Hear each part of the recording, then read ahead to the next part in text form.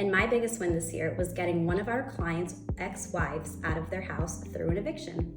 I'm Brent Davenport, and for my 2024 biggest one is that I got to join RTRLAW here at the Fort Lauderdale office. Now we're looking back and remembering some of our cases from the year, and I was reminded of a client of mine and having had a previous attorney and didn't feel like the case was going well. I recall they had about a $3,000 offer on the table, and he decided to retain RTR and discharge his current attorney because he wasn't happy with how things were going. Just about 3 months later, we were able to successfully settle his case for about $40,000 without having to file a lawsuit. Hey, I'm Gregory Blackburn, manager of the PIP department, and my biggest win of 2024 was celebrating keeping myself alive for 50 years. Go me. I was reflecting back on 2024. One sticks out as particularly impactful. He had a found family. He had 2 children that practically raised, but they weren't related to him. And he wanted to leave everything he had to these adult children. And unfortunately, because he wasn't related to them and he hadn't adopted them, if he had passed away at the time of that health scare, they would have received nothing from his estate. He was at a high risk of potentially passing away. And so we got his estate plan drafted quickly.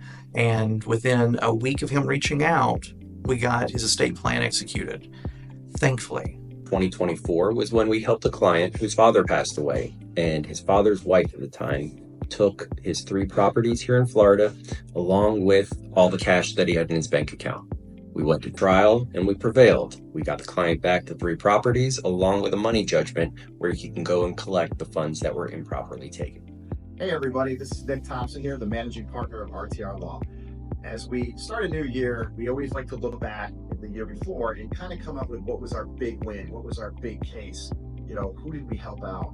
So I had a gentleman call me that had pretty catastrophic injuries from a car accident, and he had been to multiple law firms and was rejected because it looks like the person that hit him really did not carry enough liability coverage to cover his injuries.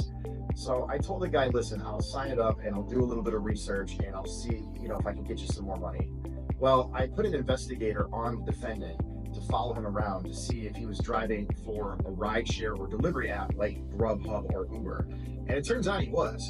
So our firm was able to successfully negotiate a 7-figure settlement with a rideshare app company because the other firms did not take the time to look into that.